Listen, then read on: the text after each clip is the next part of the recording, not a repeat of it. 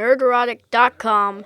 Thank you, Logan, and welcome back to the Nerdrotic Podcast. My name is Gary Buechler. I come to you from nerderotic.com, and I am live in San Francisco, California with my good friend Dennis Bithoulkas down in San Diego. What's up, man? Nothing much. How about you? How are things going? Things are just fantastic because we're talking about the Tick again.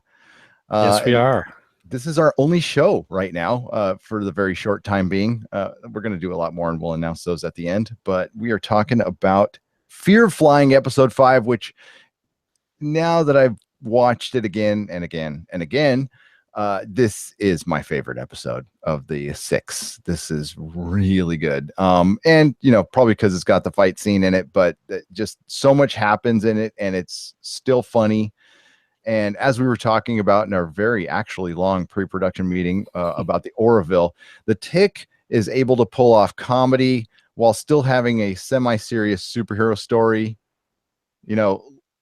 underneath this. I mean, there's at no time do we ever think this is serious, but it actually does mix in some humanity. You know what I mean? Yeah. That's it's a parody with heart.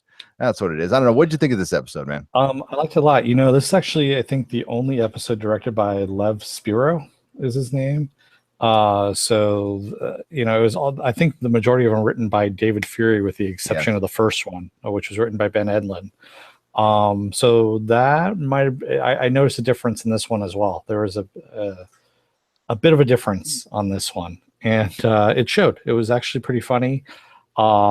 There was a lot of movement on it, and we had a lot of reveals. Yeah, the pacing of it was great, especially after we just finished watching Preacher, which had some major pacing problems all season.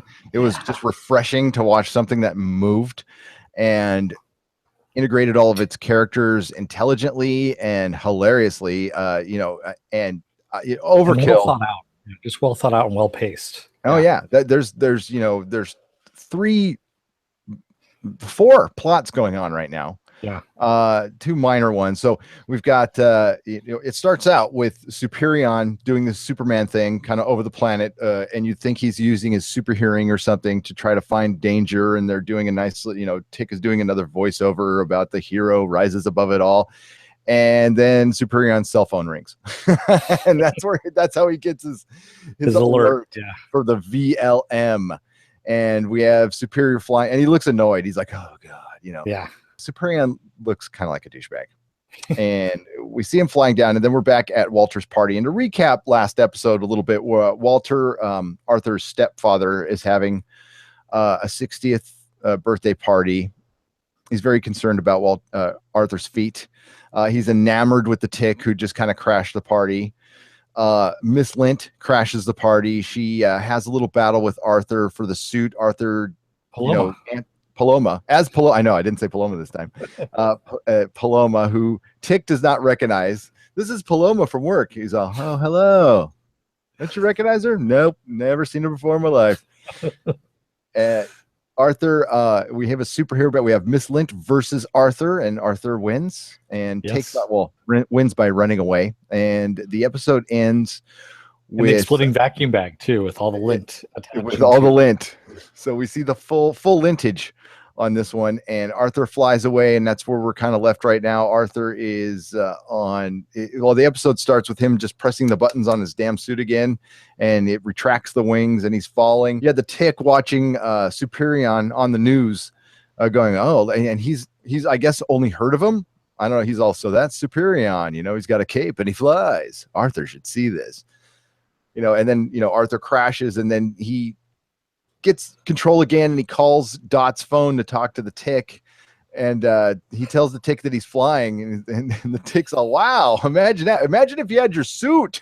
I do have my suit. Actually, I do like, it's one of the best, I think the best lines out of this episode, which was when Arthur is going through the little menu in his visor. He's still moving his head, and he goes, is that a bear in a sombrero? I know. So we got the Pyramid Gang closing in on Arthur. They've got the monitoring device on the suit. Miss Lint bails out of the house to, I guess, go home and wash all the lint off her. And she hides from the Pyramid Gang, who drives right in front of Arthur's house. And everybody at the party is just enamored with the VLN. Also mentioned from last episode that Dot had decided to quit working or just patching up the pyramid gang. She said she's not going to do it anymore. Yeah, Arthur calls the Tick, and the Tick, Dot hands him his phone, and he fucking holds it like this. He's all, thank you. Thank you. Fucking idiot. Yeah. Answer. So Arthur gets a hold of him and, asks for help, and the Tick's going to go after him. And then this is where we get the interview. It kind of interludes with an interview by Graham Dickman, and he's talking to Onward, who is now named Midnight, Yes. who is voiced by Cole Townsend, who's the original voice of the animated Tick, which is a great, nice little throwback there to the animated series. Yeah, and the interview is freaking hilarious. Heartworm is a very dangerous thing, and I had to get back on my 4 feet, Yeah, I also liked when they're talking about Christian Soldier, and he goes, he also crate trained me, baptized me, and made me a crusader for Christ. And then I realized there was no God, there was only dog. That's a great interview. When I was looking at the voices for that, I cannot believe I did not realize. Do you know who voiced Arthur in the 94 cartoon? Yeah, Mickey Dolenz. Mickey Dolenz from the goddamn Monkeys. Yeah. So I either knew that and forgot, and I'm like, whoa, no way. And he does a great job of it. Yeah, it's fucking love the Monkeys, dude. I like how I just pulled out of thin air too. I didn't even have to look that one up. Well, it's weird because it's not like he did a lot of voice acting back in the early 90s, but not some, and he hasn't done much acting, so it's relatively recent on his IMDb. So I was like, what, Mickey freaking Dolenz? Yeah. No way. So yeah, and of course Overkill's watching this interview too, and he's just, I hate that fucking dog. As he's eating his faux ham out of the can. And I love how Danger Boat is, it's a very, very couple-esque kind of. He's his pithy gay roommate. Yeah, like you said before. He goes, why don't you treat yourself to a plate? There's creature comforts in life. Yeah, what did you say? Something like being a superhero is not going to kill you. It's going to be the salt. Yeah, the phone. Do you know what's in there? There's also some hoof, some salt. Dot and the Tick are in pursuit of Arthur, and so is the Pyramid Gang, and he's flailing around, but he's starting to get a little bit control, so he decides to turn off the autopilot, and Tick's all, yeah, that sounds like a great idea. Go ahead, fly, Arthur. And the meantime, Dot is like freaking out. She's like, your blue antennas and your look, it just isn't working for me. These are bad decisions. And what is the Tick? I gotta find my notes here. Vexing, isn't it? We don't choose, Arthur chooses. And I love the don't be Rhino Dot, be happy camper Dot. Be happy camper Dot. And he's like this motivational speaker that's really bad. Yeah, that's going along with you. So yeah, maybe Arthur does have these powers, and his subconscious conjured up like the one positive thing that he's probably balled up in his brain, like the just all his confidence manifested into a superhero.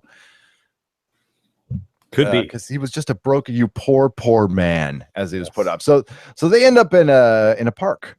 And actually, Overkill grapples Arthur's to his chest. Well, yeah, they end up in a park. This is after Arthur gets control again, and he actually starts flying his suit. He's and the Tick's all, you can do it, buddy, I know you can do it. He's all cheering him on, which was awesome. And yeah, he gets reeled in by Overkill, and that's when he's like, you son, what do you call him, a jackass, one more time? Yeah, we find out how Overkill kind of found out about Arthur, and it was through Arthur's Reddit thread, his Reddit page. Yeah, about the terror being alive, and he says, Truth Seeker 89 is what he calls Arthur. He goes, Gunskull 80, Gunskull 17. Gunskull 17. You read my Reddit? Yeah, we're gonna have to work near each other. I didn't say you mean together? I didn't say together. And I love, the Tick finally shows up there, and the inevitable confrontation. Yes. I know. And just before the Tick and Overkill are going to fight, Dot breaks it up or runs in between them and kind of kills the moment, and Tick's all, we can fight over there. He's all, no, I've lost the moment now. I don't want to. Yeah. And Dot's chewing out Arthur, she's a concerned sister. Now, this is the only thing that the only complaint I have is her acting is kind of not great. But I thought she was okay. I mean, she's the frazzled sister. I think she did okay. I mean, and at this point, while they're standing there, the Ramses gang or the Pyramid Gang shows up with Ramses, and this is where they line up, and Arthur basically tells Ramses that he goes, I know you're working for the Terror. And Ramses doesn't get a chance to deny it. And the look on his face shows like, holy shit, he found out. Yeah. And Dot sees that. Yeah. And at that point, the tick goes, isn't this the point where you say, kill them all? He goes, you don't tell me what to say. Yeah. Destroy them all. Destroy them all. With the look of this gang, dude, what would have been great scene is just showing like him convincing everybody to get those freaking lame ass tattoos. We got to get like a marketing meeting or something. It'd be hilarious. I know this is kind of a well, it's not really. I hope they bring in the ninjas, dude. They got to bring in Bob the Ninja. Yeah, I would love them to bring in the ninjas. The ninjas were awesome. Night of a million billions and zillion ninjas. Yes. Yeah. And Oedipus. If they could bring in Oedipus for season 2, it would be awesome. But and I love that the tick says, I'd like to say in advance, I do not support his methods. Yes. Yeah, because he disappears at first, and then when they start shooting, right before they're going to start shooting, their cars started exploding, and you see, the badass Overkill scene. He pulls his swords out, and it's all burn. He's got fire behind him, and and they're trying to make him look ridiculous. And there, I was like, that guy looks badass. He totally looks badass. So I don't know. Yeah, Arthur actually gets shot at one point when he's throwing Dot behind the car, and this is where Dot finds out that he's wearing a bulletproof suit.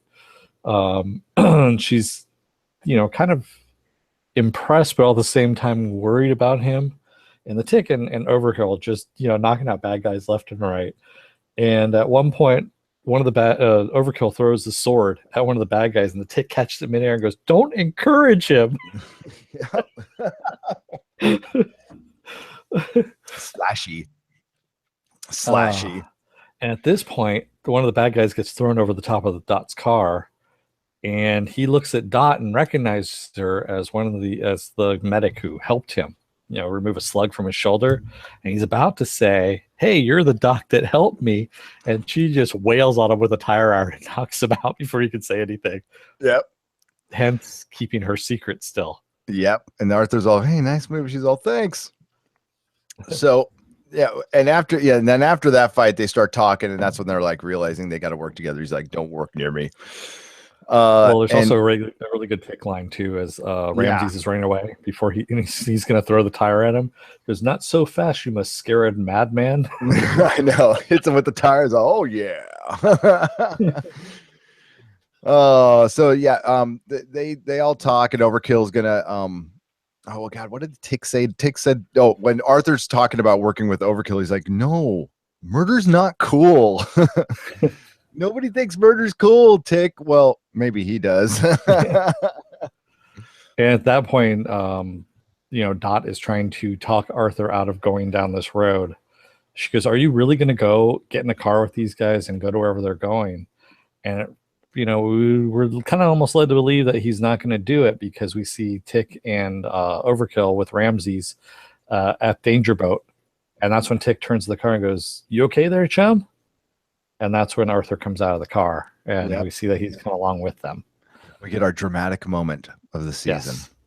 And they all go into Danger Boat, and they're like, "Ooh, nice boat." And Tick waves to it.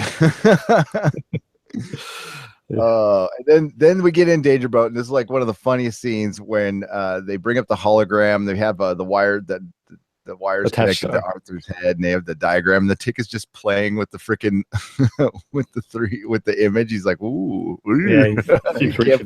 He can't keep his fingers out of it. He's all touching buttons, and Danger Boat's all, "Don't touch that." "Oh, sorry." And that's when we find out about Project Achilles, and that's the other thing too, is Danger Boat is trying to translate but he's got a really shitty version from Yahoo Yep. this translation. So he's really mucking up the translation a lot and having to go back and go do it. But we find out that the suit is part of a weapon system. Arthur's suit is part of a weapon system called Project Achilles. We don't know what that is. We just know that it's connected with the Terror, and they've been getting other suits. They've been getting other things related to this project. And it just leads us to believe that the Terror may be alive. We also cut back to Miss Lints' lair, condominium. And Derek is there listening to Sublime. Bad. And of course. And he's still got his man bun. And she gets in, she's covered in lint, and he's like, "Oh man, you're gonna get that all over the rug." And she just like the look on her face. She has the best looks on her face.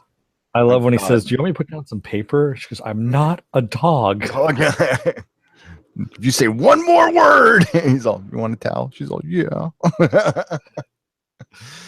Oh my god, I love those two. I love Derek. Yeah, whose superpower must be a douchebag.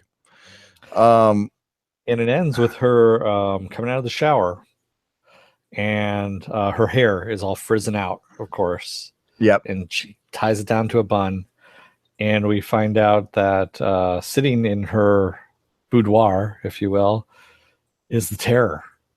With some gold teeth. With some gold teeth, and he goes, "Hello, Janet." Miss me? Yeah. Oh my god.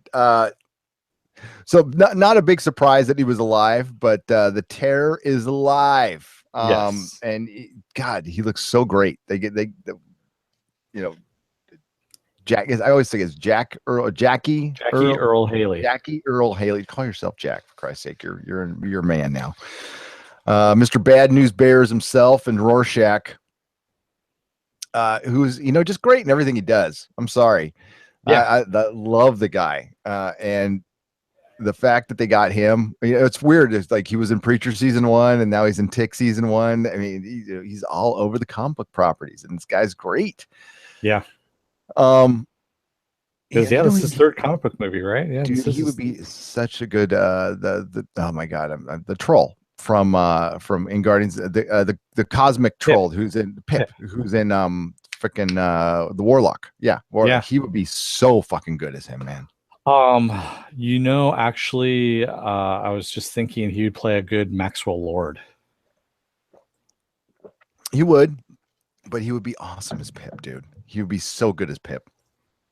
I wonder if they're going to have him in the next Guardians, by the way. I know it's a tangent, but that's something we can talk about on our flagship podcast. So, we're end with the 5th episode. This was, there wasn't a lot of, plot development. There were some reveals, but it was a lot of action. The fight scenes are funny. They're good and they're funny. Yeah. The Tick is like supremely powerful. So he's just knocking the shit out of people. And, very simple too. Very simple. But I really love this version of Arthur too. Cause like, sometimes the cartoon was very Arthur centric too, but Arthur, and he was supposed to be annoying, but he got really annoying. This Arthur I don't find him annoying at all. I actually have some sympathy for him. He's a total beta, but I mean, some shitty things happen to him. So like that origin story for him is brilliant, man. Yeah. And this darker take on the Tick, which I know it doesn't feel like it, but it is. This show is kind of perfection to me, man. I freaking love it. Yeah, and if they do what we think they're doing with the Tick being a manifestation from Arthur's mind become real, that'll be brilliant. Mm-hmm. Oh yeah, and then, dude, if they could, then they could bring in the Tick versus the Tick. I know the VLM is kind of a take on Dinosaur Neil a little bit. Ants in pants. Yeah, dude. And the mad bomber that only bombs at midnight. There's some of these things they gotta bring in. And I know they want to keep it like kind of lean the first season, but there's so much potential for this show. And you know what? I don't know. I can't see the budget being that huge. You know what I mean? So there's some flying scenes are probably expensive. I'd say the suits are pretty much what ate up a lot of the budget. But Amazon has got, that's the thing is everybody's, calling Netflix the Titan. I know we talked about this before, but Netflix doesn't have shit compared to Amazon. Amazon is only holding itself back because they're actually responsible with money and they're a company that actually makes money. Netflix has yet to be a company that actually makes a lot of money. They're probably going to get there, but at least according to them, they've been operating in the red for quite some time. I think since since they've been around. So Black yeah, or the red? Amazon Prime in the red. They've been in the red for forever. So Amazon Prime is actually, I'm finding I enjoy it more. I always found it a little annoying, their whole interface and everything, but I actually like it now and I'm watching it more. Prime is a really freaking good deal for what it is, $100 a month or maybe a year. Yeah. And, there's another great show on there too. There's a bunch of great shows, but like The Expanse is on there. And it's like a really. Oh, another one of two really good shows that are Amazon shows besides The Tick, which, I've talked about in here before, was Comrade Detective, and then also Jean-Claude Van Johnson, which is pretty damn funny. Then they'd probably be in the wheelhouse of The Tick. Yes, it's kind of like a niche comedy for like level 10 nerds like Dennis.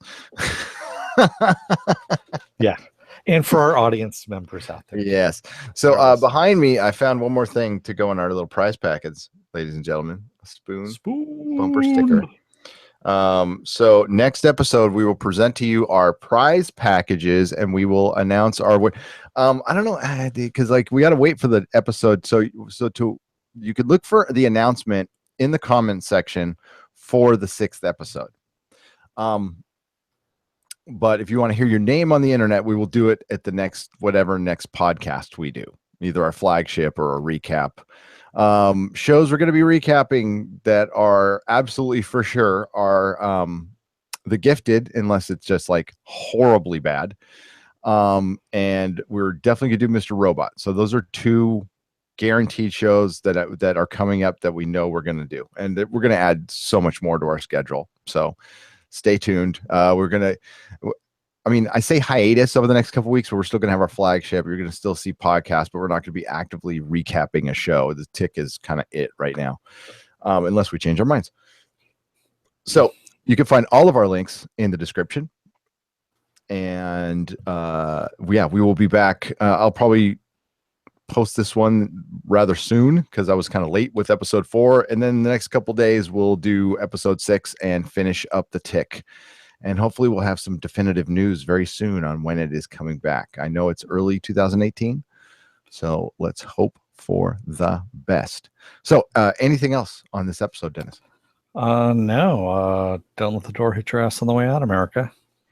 And may the small folk sing songs of your greatness. Spoon! Spoon! You have been listening to a Nerdrotic podcast. Please subscribe. Our 3rd place winner is Jeff Douglas, who is a previous winner. Mr. Douglas, you need to contact us again. I don't know if you remember, you won the American Gods thing. You won our 1602 set. So I don't know if you contact us and we never connected, but go to the About section on this page, because last time I gave you a different email, so maybe it was my fault. So go to the About section on this page, sutrowatchtower@gmail.com. It should link you right to it. Contact us with your home address, 3rd place prize, and your 1602 comics. Christina, our 2nd place winner, Christina Jones. You are our 2nd place winner. You won a $25 Amazon gift card. Again, go to the address and send us your physical address, and we will mail you that gift card. And our grand prize winner, surviving the hurricane in South Florida, is Penn Farm Girl. Penn Farm Girl wins the Steve Dillon signed Preacher #1 comic. That's going to come with a Nerdrotic certificate of authenticity, because I was there. Thank you, everybody, for participating in the Preacher giveaway, and we'll see you at season 3. Say bye, Dennis. Yeah. Bye, Dennis.